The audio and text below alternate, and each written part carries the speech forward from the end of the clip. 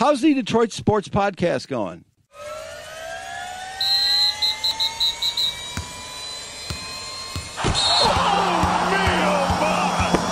This is the Detroit Sports Podcast Network. Hey everybody, this is Freddie Cohen of ESPN Radio. When I'm not talking about breaking news or breaking news on ESPN Radio, I'm always a fan and listen to the Detroit Sports Podcast, and so should you. You guys keep up the good work, man. Podcasts are the way of the future.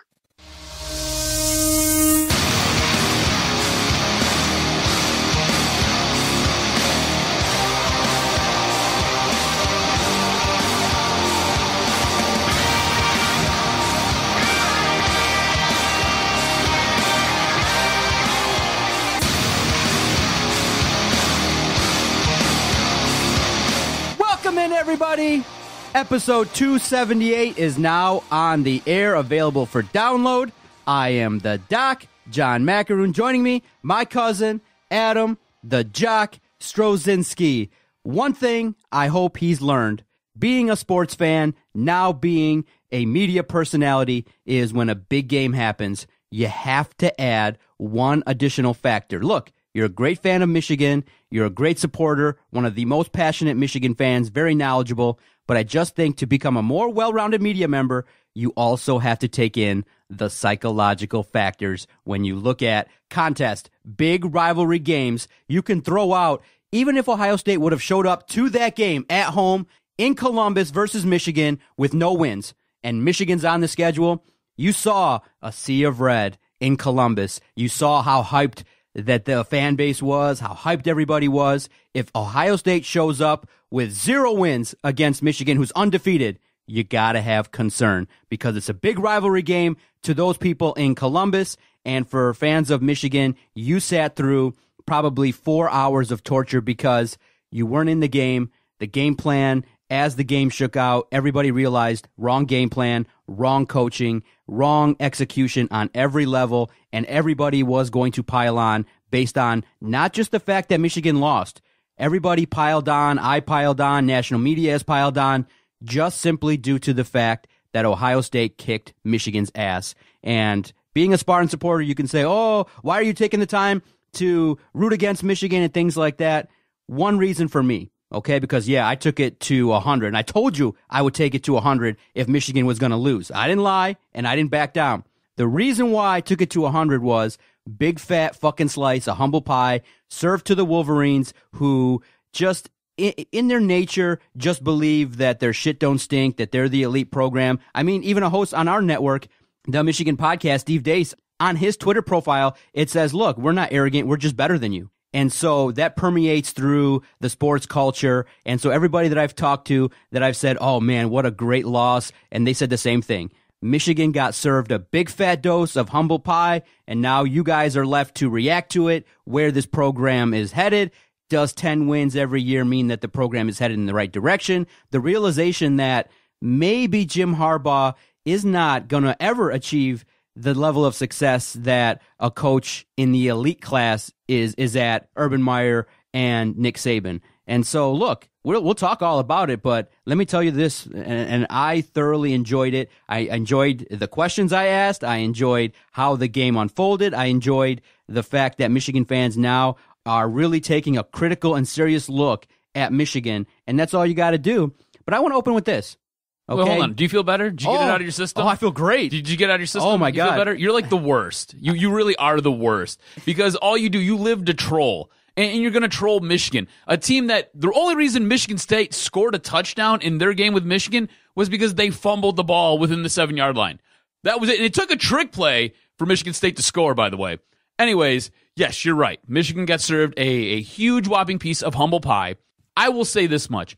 Throughout the season, Michigan was the best program in the Big Ten, up until they ran up against a buzzsaw known as Ohio State. Ohio State played like shit this entire season. They did not look like the same team that played on Saturday. Before you go into another one of your tirades here about whatever with Michigan and how we're the scum of the earth, because I know that's how you feel. We're not. We're just better than you. It's just how it works. Do you think Michigan just doesn't get as up for Ohio State? I mean, if you look at Michigan's rivals, right? And I say rivals, plural. Who does Ohio State as a rival? Michigan. It's Michigan, and it's basically it's Michigan. I mean, Penn State somewhere in there. I like way down the pecking order, and that's like their second rivalry, but it doesn't really even count. Michigan has huge rivalries with the likes of Ohio State, Michigan State, Notre Dame. I don't consider Minnesota a rival, but Wikipedia does. I don't know. You figure that out. But Michigan has monster rivals all over the place. Do you think their focus maybe gets a little bit skewed because this year they had to go into Notre Dame, play Notre Dame? Monster game, first week of the season, big rivalry game. It felt good to go play that game. It felt good to be there to take in most of what goes on with that game. It was awesome. I wanted to see Notre Dame again in the playoff. Then, weeks later, you play your in-state rival, which is Michigan State. And you've seen how passionate and emotional that game was. Everything that took place at midfield, you've seen how that unfolded and the message that sent and how that kind of carried through most of the season, right up until the Ohio State game. Do you think Michigan maybe just fizzled out? Just all the emotion, everything to get to that point. It just, honestly, they looked like they were still in bed. They looked like they didn't even show up to that game. I showed up. The people I was with showed up. I know Putty showed up. I know Steve Day showed up. We showed up. Michigan didn't show up. Yeah, hold on real fast before I get to your question in thorough detail. I'm on Amazon. I think I'm going to buy Michigan Big Ten East Championship banner. Get the hell out of here. Those bums.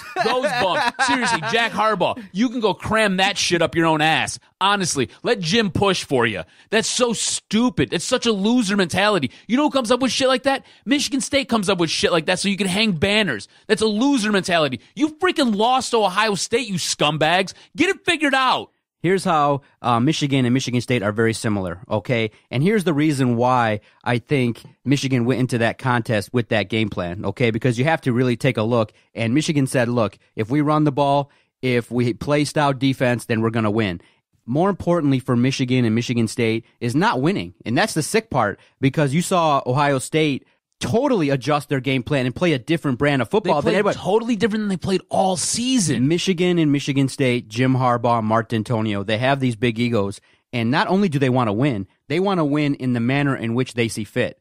Jim Harbaugh, if you sat here and asked him, how would you like to defeat Ohio State? He would say, I want to run the ball 30 times, I want to pound it down their throat, and I want to win the game 20-14. That's what he would tell you. And unfortunately, in 2018, that's not going to win you the game.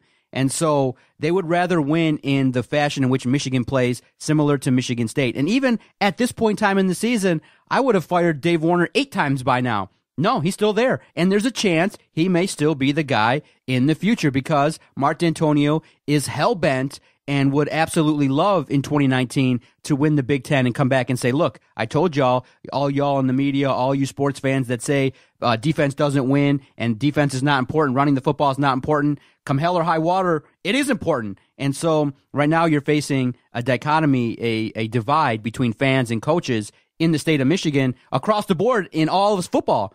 You got all the fans of the Lions going, what the fuck is up with that offense? You got fans of Michigan State going, dude, look, yes, you can control the game. It's very important to run the football. But when it dictates that you're behind, and remember the question I asked, how would you feel if Michigan was behind? What would you have to do? Could Shea Patterson air it out late? What would have to happen?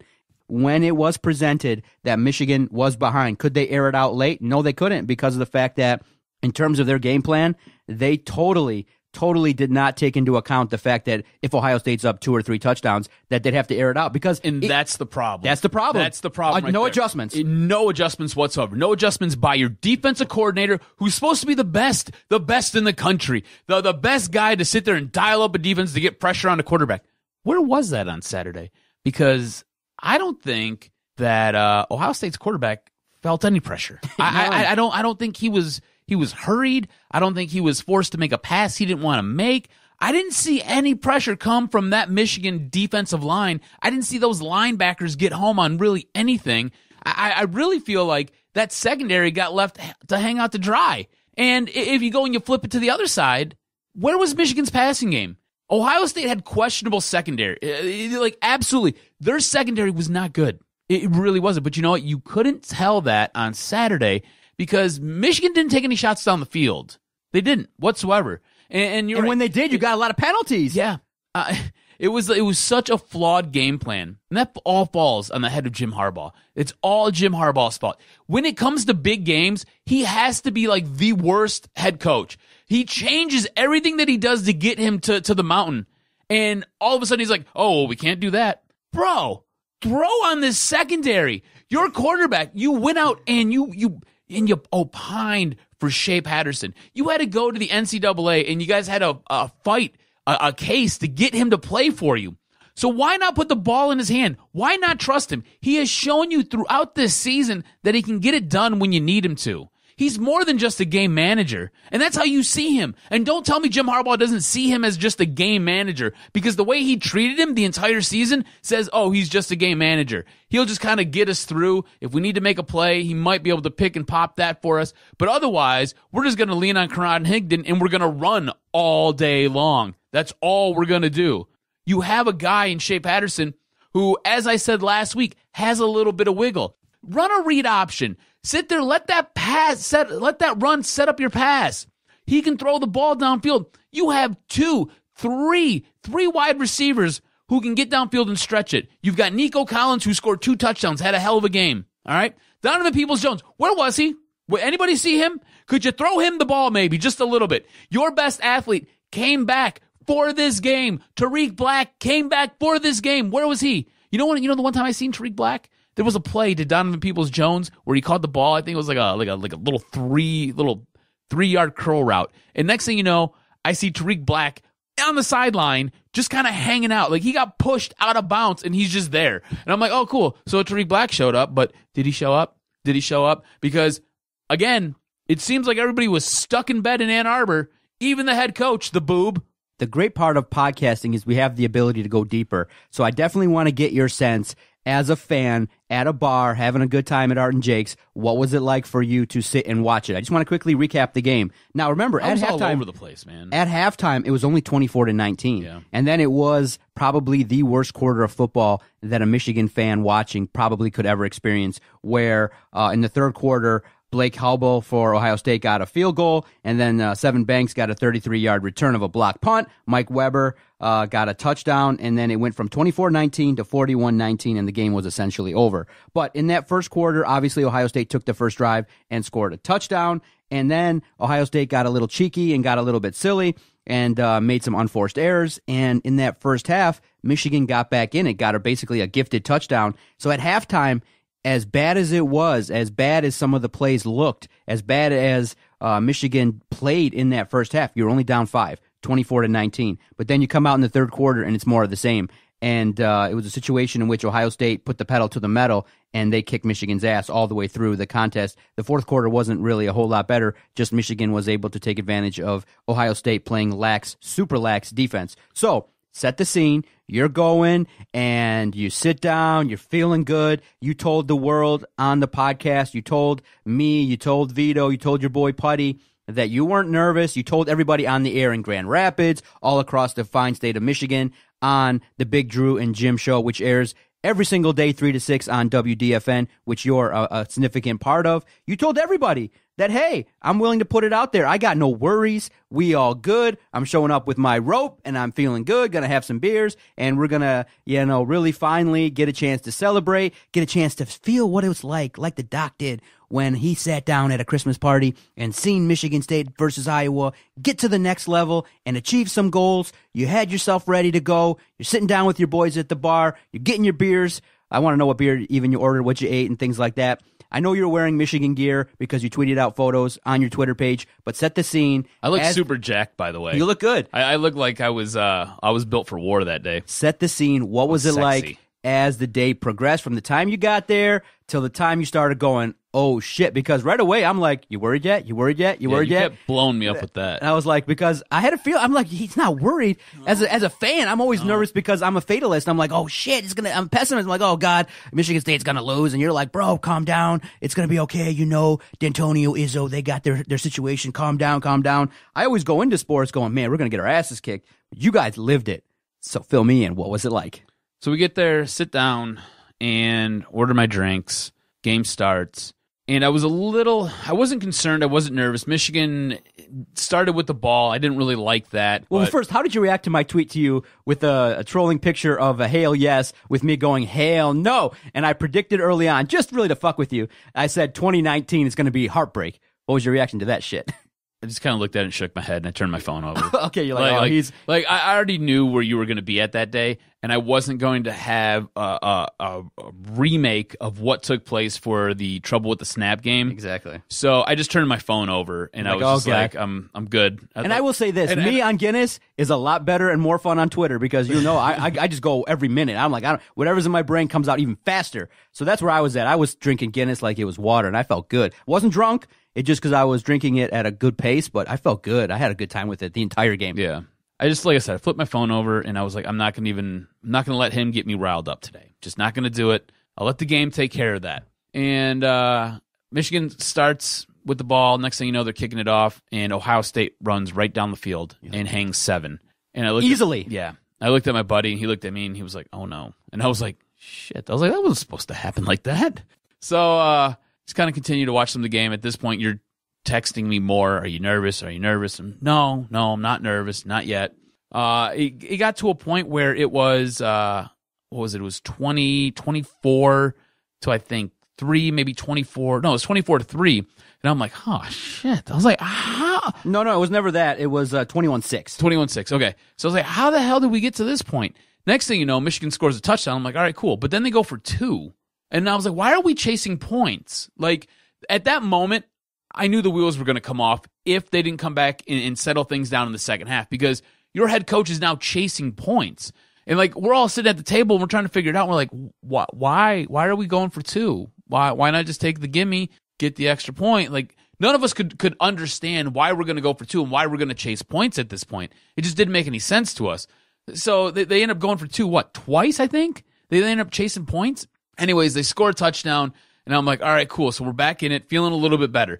No joyous exuberance, none of that stuff. I think at one point, Ohio State cut the cameras cut to a commercial or a shot of a 9-year-old in Ohio State gear, and I yelled, fuck you to the TV, and I threatened to beat up the 9-year-old because it's just where I was at in my life at that moment, which, hey, that's awesome for me. I'm a grown-ass man trying to pick a fight with a 9-year-old on TV because I'm a loser. So the 2-point happens when it was 21-13. Yeah. Chris Evans gets a 9-yard pass from Shea Patterson, and the 2-point failed, and that's what made it 21-19. Mm-hmm. And then, unfortunately, Ohio State gets the next drive and just rams it down your throat and gets a cheap field goal. Well, so, yeah, that's what happens. I'm like, well, that ain't good. You go into halftime, and we're all sitting around the table, and we're like, all right, cool. It could be much worse. It could be totally worse, but we're in it. And we're like, okay, Brown is going to make halftime adjustments. And he's really good at making halftime adjustments. This team's really good at making halftime adjustments. So you're like, okay, it could be so much worse. You're more confident because it was a situation which you guys were down, and then Ohio State gifted you points. Exactly. So you're like, okay, we're back in it. Touchdowns. We're back in it. Exactly. So we're like, all right, cool. This could be way worse. It really could have been much way worse. And you're now counting on the coaching staff to figure it out. And you're counting on Don Brown to not allow that defense to get cut to shreds. Do you know that throughout the year, Michigan has only given up 9 points in the third quarter? They've only given up, I believe it's 56 points in an entire second half of the year. That's crazy. That's crazy. That's a defense doing its job. That's a coach doing his job. And then the third quarter hit. Oh.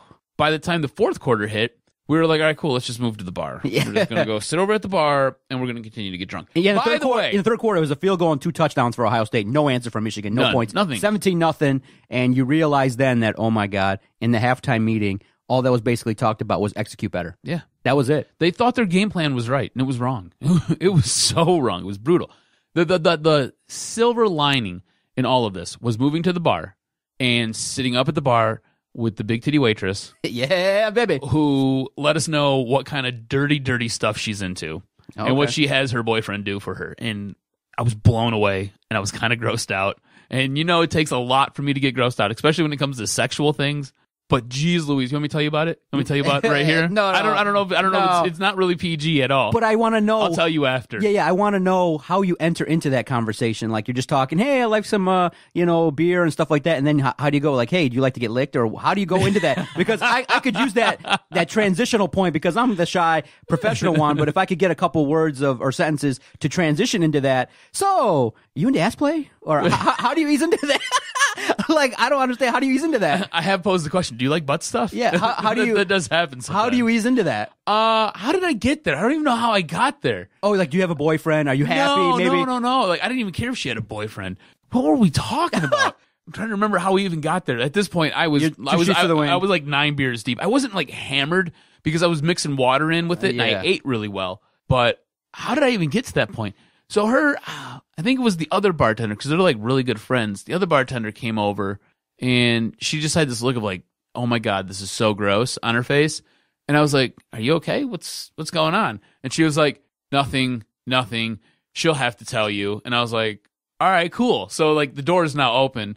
And like you said, take advantage. We don't just walk through doors. We kick doors down. Yeah, that's right. So at that point, I called her over, and I was like, well, what's this story? Like, what's going on here? And for some reason, she felt really comfortable with us. I have this ability, I think, to make women feel really comfortable and tell me stuff. Nice. I don't know why, and I don't know how it happens. I always find myself in this area. Hey, girl. All right. It's always dangerous. I don't know why they tell me these things. So now by the fourth quarter, it's 41-25, and you're like, you guys know it's over. Oh, yeah, it was like honestly, the last 10 minutes of the fourth quarter, I didn't pay much attention. I was more involved with what was going on at the bar. Yeah. More involved with drowning my sorrows. Oh man. I was super dejected the entire night. And when I woke up the next day, I felt even worse. And it wasn't because I was hungover or anything like that. I just felt like, holy cow, man. Like, we got our asses kicked. Like, we didn't just lose. Realistically, Urban Meyer could have hung 70 on you. Mm-hmm. Could have hung 70. And you had no response. You had no way to stop that. There was nothing you could do. You were supposed to have the best defense in all of college football, and you look like a bunch of bitches. Yeah, it was and bad. Your offense, like, cool. You got 39 points on them. Awesome. Great. But a lot of those came in the fourth quarter when they didn't care. They weren't trying. They were playing this prevent defense because they were up on you by 3 touchdowns. So they didn't give a shit. You know? Like, it was so frustrating just watching your team come unraveled and you not be able to help put it back together, and to watch the guy who's making $9 million not have a clue as to what the hell to do. It was like Jim Harbaugh was asleep at the wheel for the entire game. It felt like he walked into Ohio State, he walked into the horseshoe, and he said, you know what? We wear maize and blue. I'm Jim Harbaugh. These are the Michigan Wolverines. Lay down, because we're going to go on to win the Big Ten. And Ohio State was like, excuse me. I don't know if you guys know this or not, but you haven't won in like a decade. Like, really, you haven't won in a decade, and I'm Urban Meyer, and it's like the SEC over around here, and I'm going to do things my way, and it just isn't gonna work like this, bro. So like, many it's people not are gonna work. Yeah, cause so many people are going to argue that this is one of the 2 worst losses in the entire history of the Michigan program. Now, for you, in the history of this podcast, you've experienced 2 really bad losses in terms of 1, trouble with the snap, and 2, Urban Meyer's butt kicking. Sitting here now, knowing the ramifications of what's happened, the reaction after a tough loss like that on the road to Ohio State, which game left you feeling worse? It has to be this game. It just because of what was on the line. The trouble with the snap game was devastating. Like, that was a sucker punch. Like, you have no idea. I wish you were at the bar with me so you could have seen my physical reaction. Not just my face, but like physically. I was in the middle of eating a steak, and I pushed my plate away, and I just sat there, shoulders down and like over my nuts basically, and my head just hanging low. I was so dejected after that game. My buddy started laughing at me. He was like, dude, it's just a football game. He's like, you don't play in it. It's okay. I was so distraught over that game.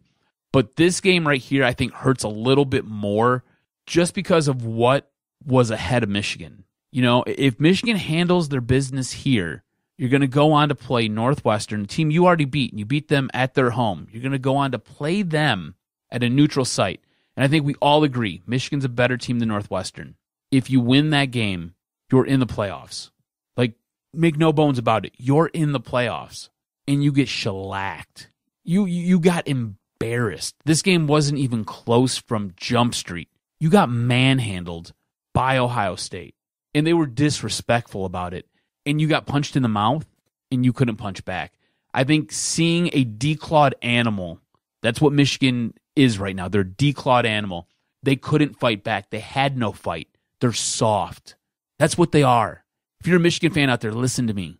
Your Michigan Wolverines are soft. Okay, let's take a quick look at the voicemail. We got a couple good ones. If you want to ever leave a reaction 24 hours a day, totally uncensored, you can leave a message at 248-579-8686. You can message us on our Twitter page at Detroit Podcast, and we are the most interactive Detroit sports social media site. And then after, we'll talk about the ramifications. What does this mean going forward? What was Ohio State able to do with Michigan that made it so challenging for the Wolverines? What does this mean for the tenure of Jim Harbaugh? We'll break that down right after these voicemails.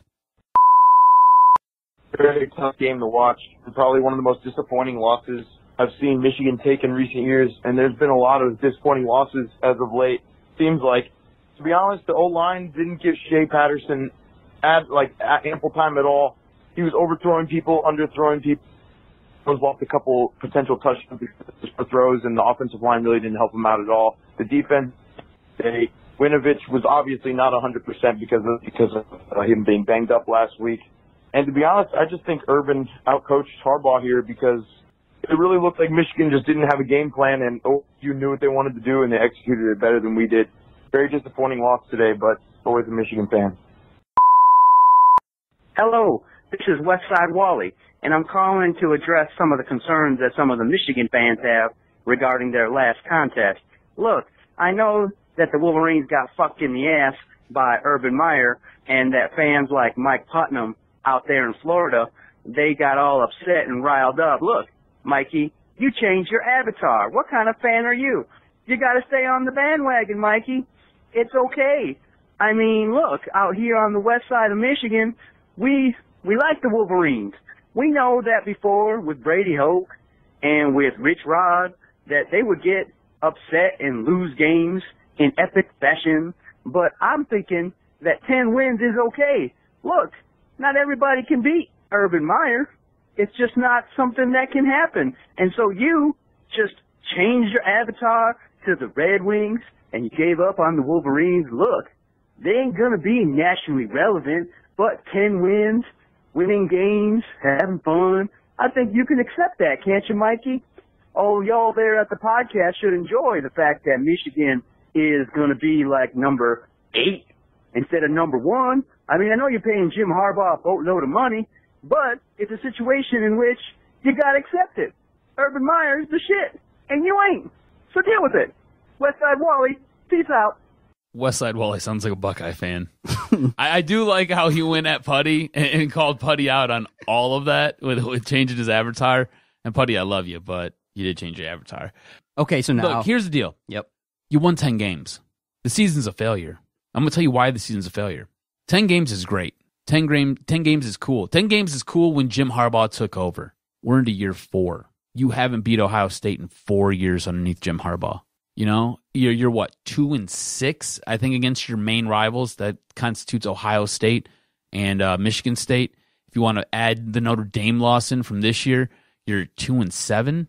10 wins against a beat-up, garbage Big Ten this year is unacceptable. Unacceptable, especially when you were the 4th-ranked team in the country and all you had to do was handle your business. And you got shellacked. You got your ass stuffed and handed to you. And Urban did it the whole time smiling. Mind you, this is the same head coach who, over the course of the college football season, since he's come back after his 4-week suspension, has feigned headaches, heartaches. I'm having baby strokes on the sideline. Somebody come help me. I've got to grab at my dick 19 times, and ESPN or Fox has to show it every time I'm grabbing at my junk. Because, I don't know, maybe I've got herpes or crabs or something going on, some type of STD. You know, me and Zach Smith, we're boys. We bang the same broads. He seems like he's a real clean character. Anyways, he's the same coach who was almost on his deathbed. Believe you me, if Urban Meyer lost this game, he was going to ride off into the sunset. He was going to go. He's going to go away. After this game, oh no, I have no health problems. I'm okay. Like, it's amazing because I watched that Maryland game. I watched all of that Maryland game. All of it. Right up until Maryland choked it away when they had a wide open wide receiver going for 2 points in the end zone and the quarterback totally overthrew him. I watched that entire game. Do you know how many times Urban Meyer was shown? Do you know how he looked like he was almost about to die on the sideline? Do you know how many times he grabbed at his crotch and tugged on his little winky? A bunch. I lost count. I had to have one of those counters, those people who sit at the door at Costco when they check you in? I had one of those, and I lost count on all of it. That's how often it happened. Urban Meyer was setting up his great escape. He was getting ready to ride off into the sunset because the pressure was way too hot at Ohio State because Zach Smith's a loser. He runs his program abysmally. He runs it like he's still in the SEC, guys. You have to understand, Jim Delaney doesn't give a shit. Jim Delaney turns a blind eye to all the BS that Ohio State does. That's why when Jim Tressel was there and you had guys with Tattoo Gate, why they were allowed to play in the bowl game. Think about it. Figure it out. Why do you think they were allowed to play in that bowl game? Why? Because Jim Delaney doesn't give a shit. That's why. The guy who's the commissioner of the Big Ten doesn't care. Ohio State owns you. You are their little brother. You want to talk about Michigan State and how they're Michigan's little brother? Cool, bro. Whatever. Underneath Jim Harbaugh, it's 2-2. You really can't say somebody's your little brother when you won just as much as you lost. It doesn't count. It doesn't matter. You can look at Ohio State. You're not even their little brother. You're their little bitch. And that's what it is right now. So at this point in time, will Jim Harbaugh fix it? Will he take a serious look at the program, the offense, the defense, and make the necessary changes? Because he has fired coaches. He has made adjustments. He has now won 10 games 3 of the 4 years he's been there. It's just right now he's suffering from not meeting up to the vast expectations, and they should be vast. I mean, you don't ever go into anything. And for those fans that say, look, we don't want to go back to the Rich Rod era and lose a bunch of games, you got to remember, we're not talking about that. Would you rather be right there and lose to your rival or not there at all? It's all the same thing. Really, in the end, if you're a 7-win team or a 10-win team, you're still no closer to the playoff than you are. So when you look at it, the reason why people are critical, the reason why everyone's taking a tough look is we're not talking about getting to 9 and 10 wins every year. We're asking the one question: can Michigan consistently get into the playoff? Can the expectations be met with a guy that you're paying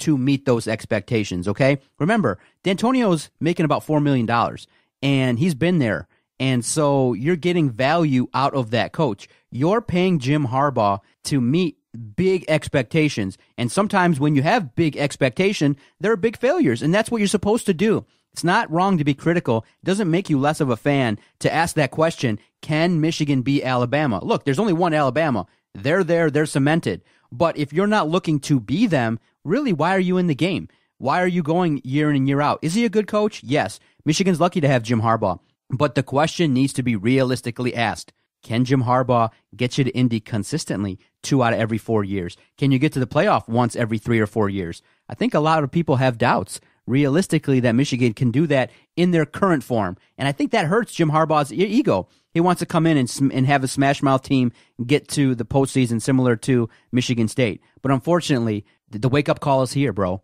Everybody knows it. It's an offensive league. Nick Saban realized it. He goes, bam, offensive league, and it's time to score and drop 50 points a game. And that is where I wanted to go. When Nick Saban, a guy who has had success, realizes that he has to make a change. He has to come up with a different style of offense. You can't just run it with 2 elite running backs and beat up people all day long. No. He switched to a guy who can throw the ball all over the damn place. Do you realize Alabama is 6th in the country in passing? 6th in the country in passing. That's amazing. That's nuts. You would never, if you would have told me 7 years ago that that's going to be Alabama, I'd told you you're high. You remember, this is the same head coach who won national championships with a guy like A.J. McCarron. Let that sink in, people. A.J. McCarron. A.J. McCarron was forced to throw the ball, and I say forced, to throw the ball 10, maybe 12 times a game. He now has a quarterback who throws the ball 46 times a game on average. That's nuts. It's like watching a dumbed-down, retarded version of Matt Stafford compared to what you have going on in Kansas City right now. That's exactly what it's like. Let that sink in. Let that sink in. What does that say to you? The league has changed. You can't just grind and ground and pound people anymore. You can't just run the ball. You can't. That's why, and I don't believe this is going to happen. I don't. Because Jim Harbaugh's too damn stubborn. He's stuck in his own ways, and he doesn't want to evolve. He doesn't want to change. He doesn't. Like, you had the team this year, right? You have elite weapons on the outside. You just have to get them the ball. You have a quarterback that you basically begged for. You got him, and the dude has showed you time and time again that he can make the big pass down the field. He can. You know, he doesn't have incredible arm strength, but he can make the big pass down the field when you need him to. Yet you don't utilize a guy like Tariq Black, Donovan Peoples-Jones. Nico Collins catches stuff just kind of because he's in the slot, or he just kind of rolls out and runs a post pattern and catches a ball in an end zone. That's what happens. What I want to see happen, I want Cliff Kingsbury, Texas Tech's head coach. I want that guy. The guy's an offensive mind. It's the same guy who taught Patty Mahomes what Patty Mahomes is doing right now. Heyo. It's a guy who you can bring in. He can revolutionize your offense. Could you imagine having a passing game where you're able to put up almost 400 yards a game and have a run game where you can average 115, 130 every single game? You realize Texas Tech is third in the country in passing, by the way. Ohio State's second, just FYI for you guys. But you can have the ground and pound, and I think it's important, especially when the weather turns and it gets cold and it's sloppy out. And I don't know, say you're playing a game and a monsoon in, I don't know, Spartan Stadium. Probably shouldn't throw the ball there. I'm just saying, it's not like we haven't lived that once. I'm just saying you probably shouldn't throw the ball in the monsoon. Doesn't work well. That's when you lean on your run game. That's when you lean on your run game and you can run the ball. You can have it both ways. You can have your cake and you can eat it too. It's okay. I promise you. Okay, I'm going to put it to you because you're a fan of both the Lions and you're a fan of the Michigan Wolverines. I hate both these teams. If Cliff Kingsbury is to be a coach in the fine state of Michigan, would you rather him be an offensive mind for the Detroit Lions or for the Michigan Wolverines? I'm going to put that as a poll question. For the Wolverines. For the Wolverines, yeah. Just because I think he can do more. I don't know what you're going to be able to do in freaking Allen Park. I've got no clue. Honestly, Matt Patricia seems like he's a total boob. So you got to count on Matt Patricia not being an idiot. I don't know if I like that. I don't know if I trust that. Plus, I don't think Matt Stafford is the kind of quarterback that Cliff Kingsbury needs to run his offense. You know, the guy's got a great arm, massive arm, right? We all believe Matt Stafford can make all the throws because he can. Stay tuned. I have a new mantra that I want to share with everybody because everybody's bringing up facts, and I guess in this day and age... Oh, facts. Don't let facts get in the way. I won't do that. No, not me. But I'll present a theory that I think will revolutionize those that are thinking about Matthew Stafford in a new way of thinking about him. We don't want to blow him out of town, but maybe a new role. Second half of the podcast, we'll talk about around for that. So no Cliff Kingsbury for the Lions. No, the but it's just because I don't think he'd be allowed to do what he's capable, what he has the potential to do with the Detroit Lions, just because I don't believe in Matt Patricia as a head coach right now. I really don't. Matt Patricia was brought here because he's supposed to be a defensive guru. Their defense gets shelled almost every week, you know? Defense looks horrible most of the time. This past Thanksgiving, that was all on Matt Stafford. We'll talk about that in the second half of the podcast. You can come get at me if you don't agree with me. You don't like that. I don't give a shit. And in terms of scheme, you probably are going to say that Michigan has to open it up, rely on the run less. They do. Like, it's got the offense has to evolve, and this is the problem I had going into this season. We had Pep Hamilton, we had Jim McElwain, we had Jim Harbaugh, we had another Harbaugh, the tight ends coach, right? Isn't that what the other Harbaugh is, or is he the running backs coach? I don't know. He's just kind of on the staff to collect a paycheck at this point, if you ask me. He's because his last name ends in Harbaugh. Anyways. How many cooks do you need in your kitchen? Let me ask you this. Any of you guys ever work in a kitchen? How many chefs are there? There's always one chef. Do you know why? He's the one in charge. When shit goes sideways and the sous chef, I don't know, burns a filet, guess who's stepping up to take care of all that? The chef is, right? If the sous chef doesn't know what the hell's going on, or if the short order cook doesn't know what the hell is going on, or can't get the fryer to work, who's stepping up and taking care of all that?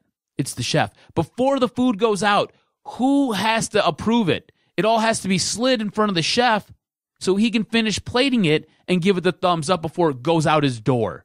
It's the same thing in football. And tell me I'm wrong. Tell me I'm wrong, because I'm not. I'm not. Your offensive coordinator needs to run the offense. You can't have 15 guys sending plays down to Jim Harbaugh.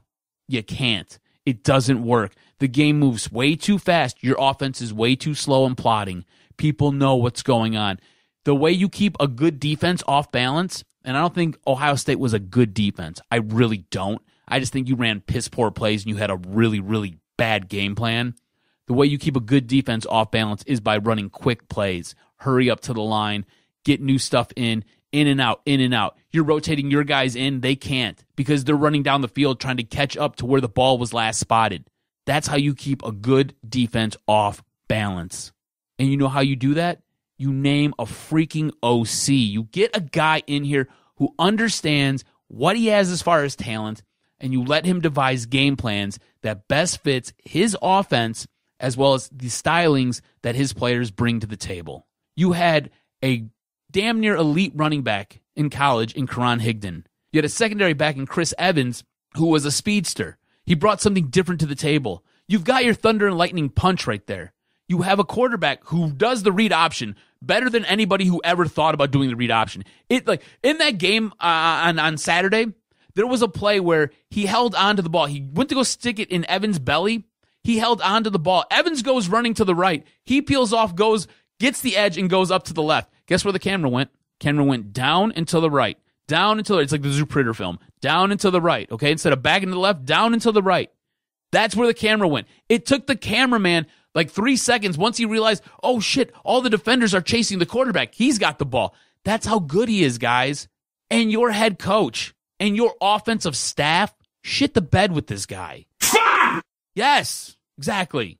Fuck tomorrow! You know fuck that I'm come tonight! What is that? Iron Cheek. Fuck. That's where you guys are at. You know, it's brutal, man. Like offensively, it was just it's been a bad game plan all year. Like you've shown glimpses of what you could do, and then the biggest game, you can't put it together and open up the playbook. I really thought in the second half they were going to open that playbook up. I was like, all right, this is going to be cool. Second half, we're like, my buddies were like, what's going to happen? Like, are we going to be okay? And I'm like, yeah. They're going to make some second half adjustments. Going to come out. You're going to see. The playbook's going to open up. It's going to be cool. Are you the fucking bullshitter? Yes, Iron Cheek. That's what it was. Jim Harbaugh didn't open up the playbook, and bullshitter. Don Brown didn't do anything. Didn't do the job. It was bad. I mean, honestly, where was Chase Winovich? Where was Rashawn Gary? Where was Devin Bush in this game? Like, you had three guys, right, who were like supposed to be all Big Ten, all world. We're the best in defense. We run our mouth. We do stuff. And where were these guys? Like, none of them showed up. None of them. Like, combined, I think they had like 10 tackles. Like, what? 10 tackles. No sacks. 10 tackles. No forced fumbles. 10 tackles. Do you have a little bit of hope being in that, okay, maybe a game like this is John, a reckoning? I'm so sad right now. You have no idea. But I want to bring you it's freaking Thursday, bring and you back some I'm still hope. upset about this. I want to bring you back some hope. A lot of the big games in 2019 are at home in Ann Arbor. Do you think with that schedule that's put together, I know you got to play the tough dogs like Wisconsin and Penn State and things like that, but do you have hope and solace that, you know what, maybe year 5 can be the year, especially if a lot of the contests are in Ann Arbor? Dude, it's got to go going through. into year 5. You shouldn't have to count on a favorable schedule where you have like 80% of your games at home. What are we talking about? This guy gets $9 million. $9 million. Let that sink in. This dude is paid. This guy's like the richest guy at the University of Michigan.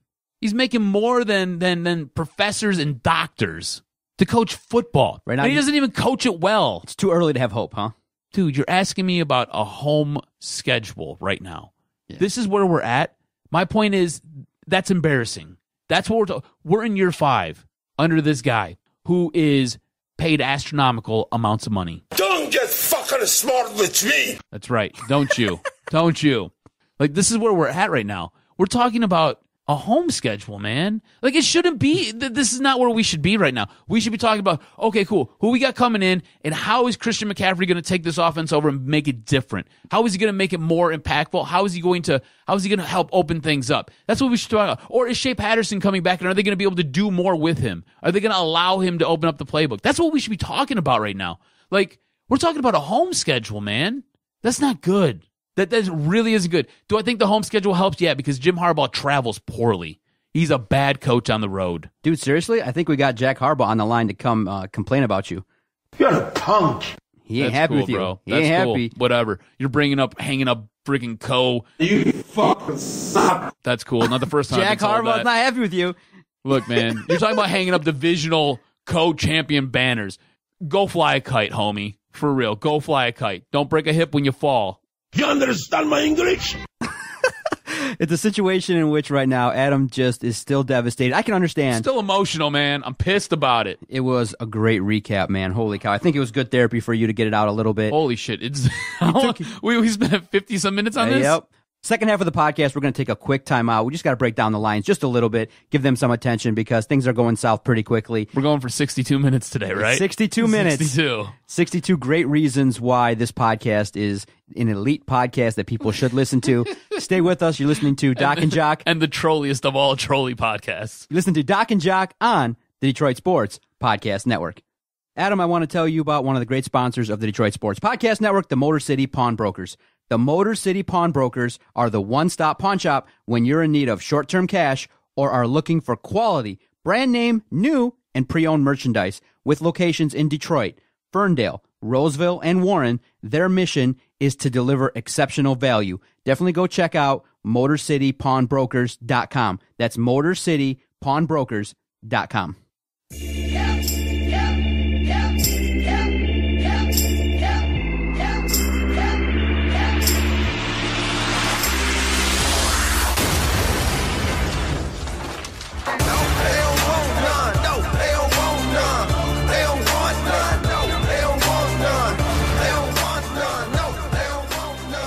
Early results, 80% of the fans and supporters want Kingsbury to coach the Detroit Lions. It's that desperate. No scoring for the Detroit Lions, and now this Sunday, you have the MVPs of the league coming in. You have the class of the NFL about to show up at Ford Field. The LA Rams are about to show up and probably ball out, especially knowing now that Kerryon Johnson, not available, Marvin Jones, IR.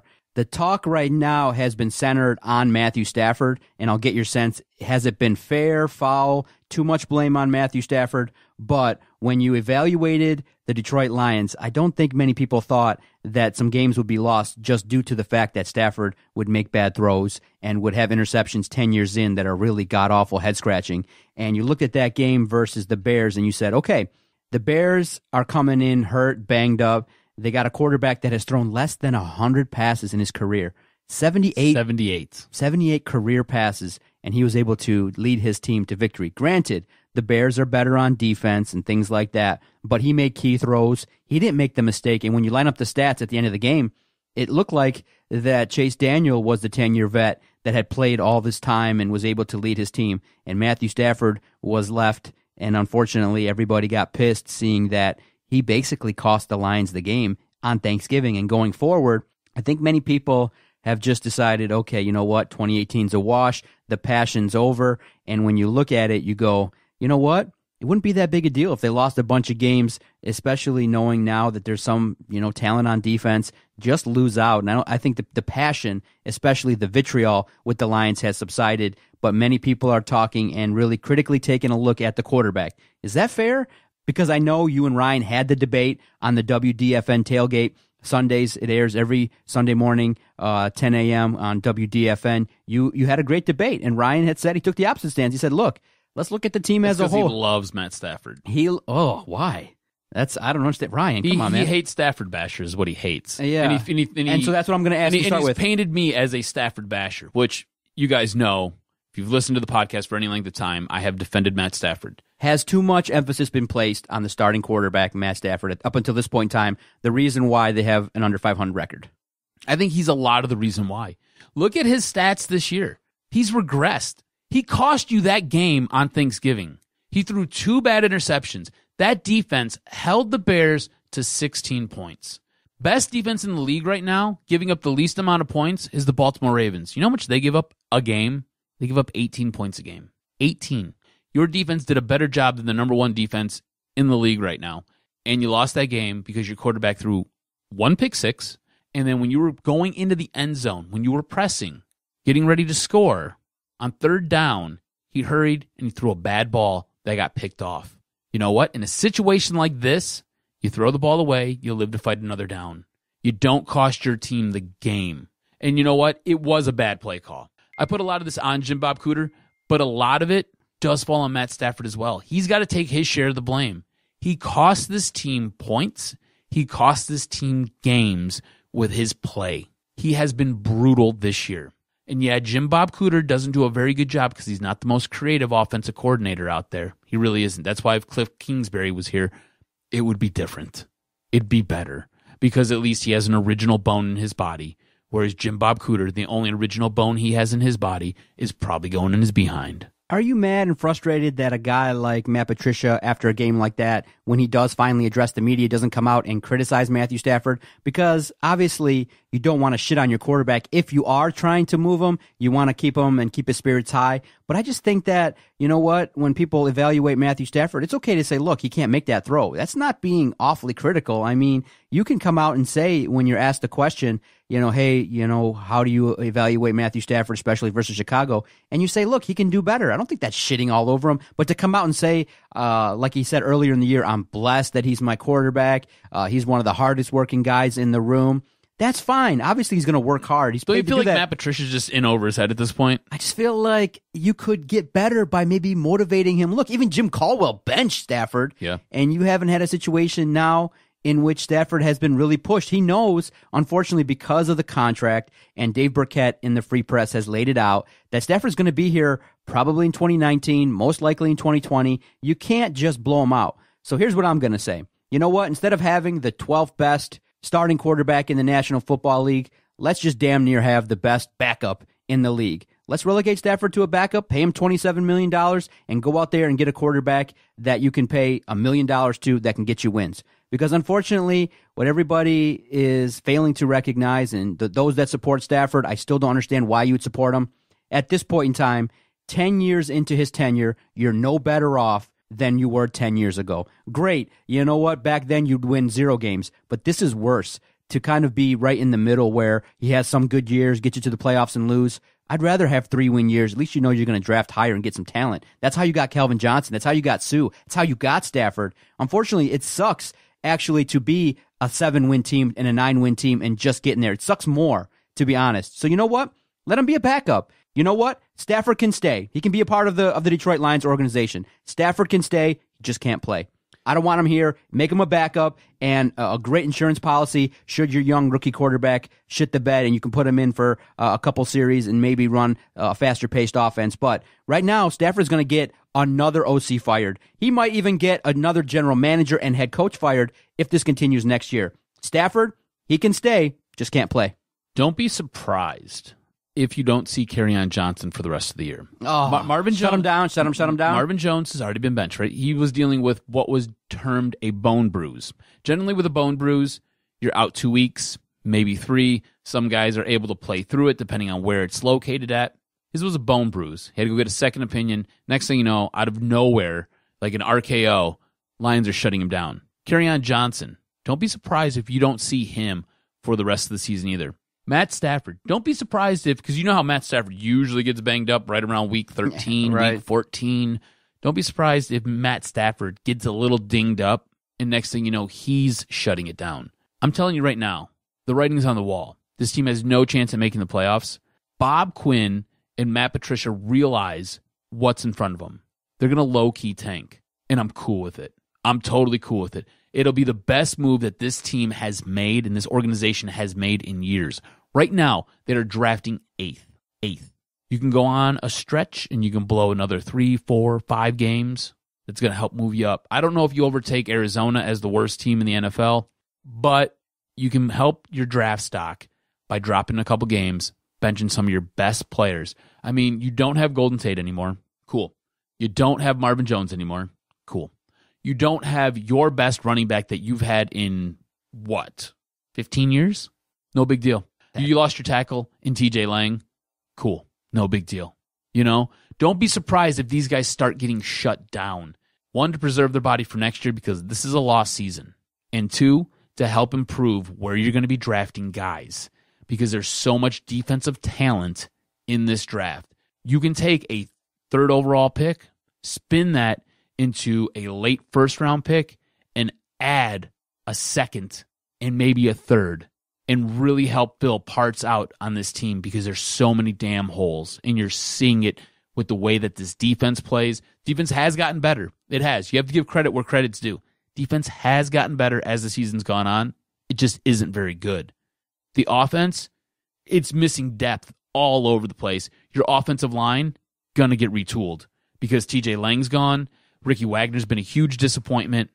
Don't be surprised if you have a whole bunch of different pieces next year on that offensive line that's been a freaking curmudgeon for Bob Quinn at this point. So what makes us a podcast that people, I think, respect and follow and message and say, hey, I'm really interested in the stuff that you're doing, was 3 years ago. We'd have Josh Katzenstein on the podcast year 7 and go, hey, what do you think about Stafford after year 7? I think in the NFL, it stands for not for long. It's not now forever a Lion, Matthew Stafford. You don't get 10 years. What organization gives a quarterback 10 years to win a postseason game? To be mediocre. Exactly. And so you have to ask those questions. And so those that say, oh, who's next? What's the next quarterback? You know what? We've seen what we got from Stafford, and it's been nothing. So the next man up, his job will be to go out there and get some playoff wins.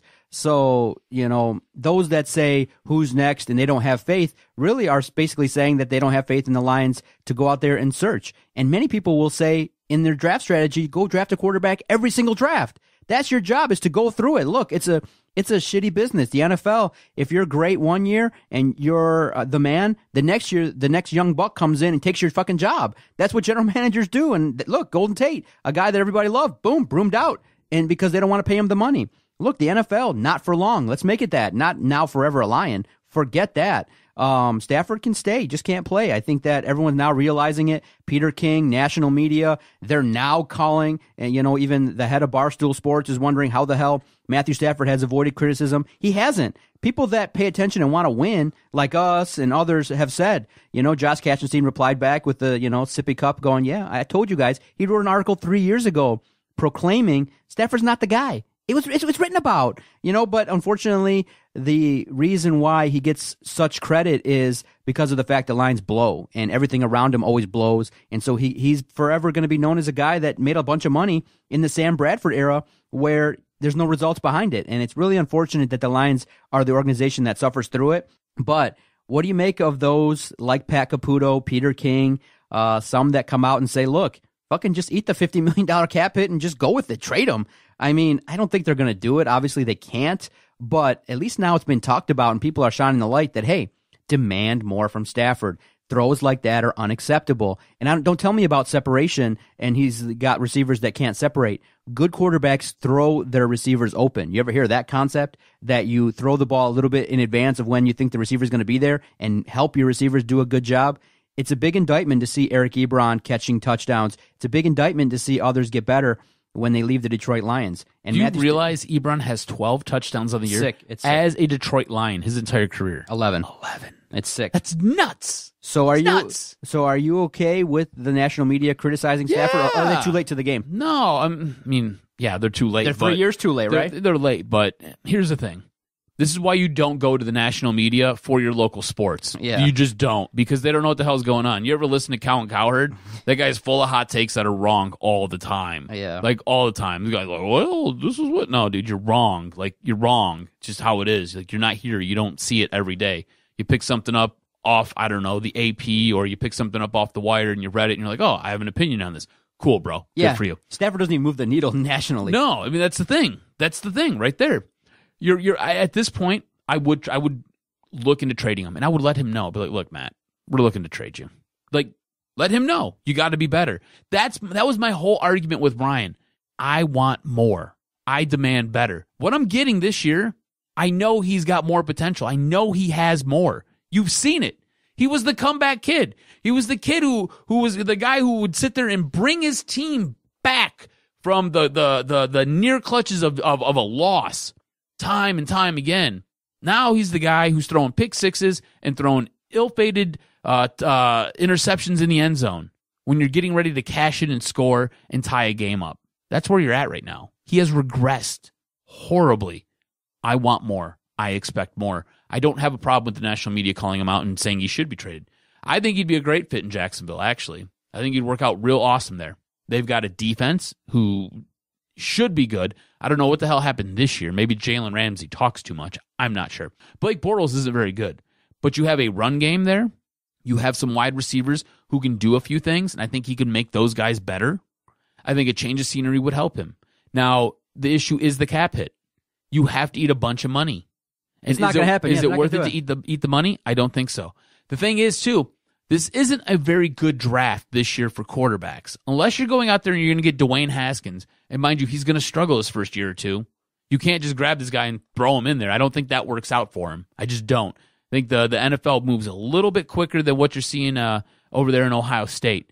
But you need to start addressing the quarterback position. You need to go find somebody or something that's going to help push Matt Stafford and can be your backup, your contingency plan. Something that's, when you do decide to finally move on, you've got something there to help protect your organization.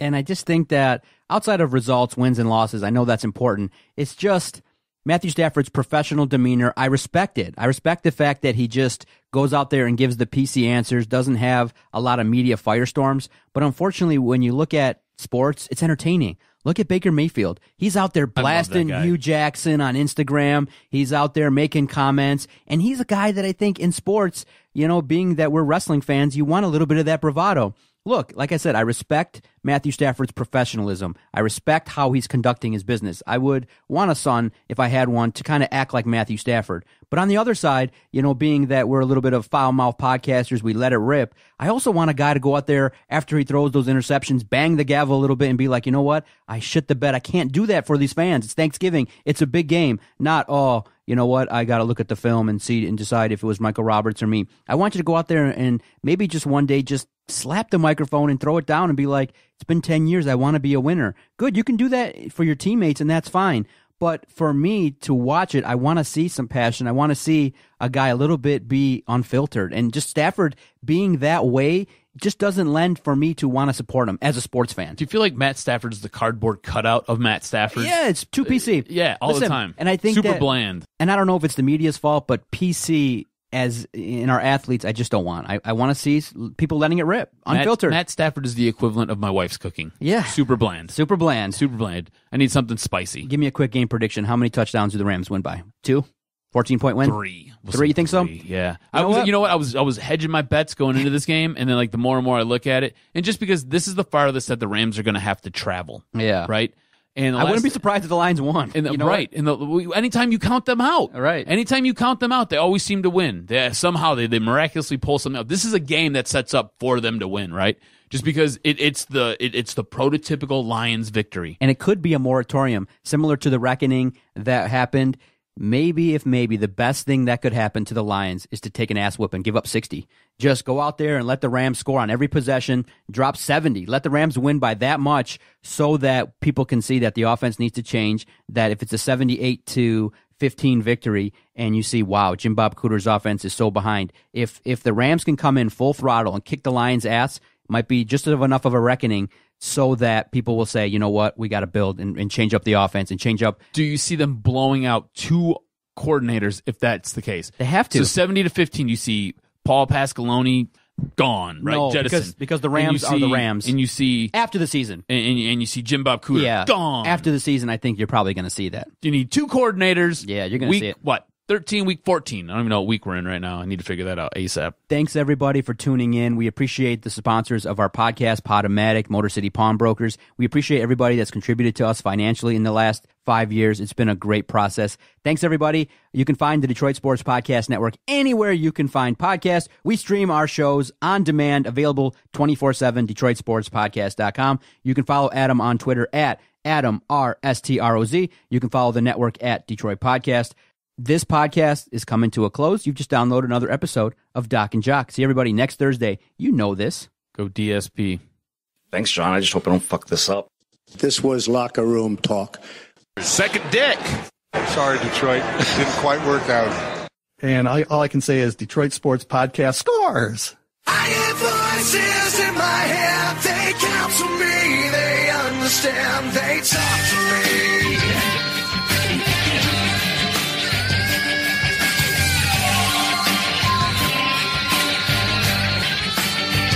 They talk to me.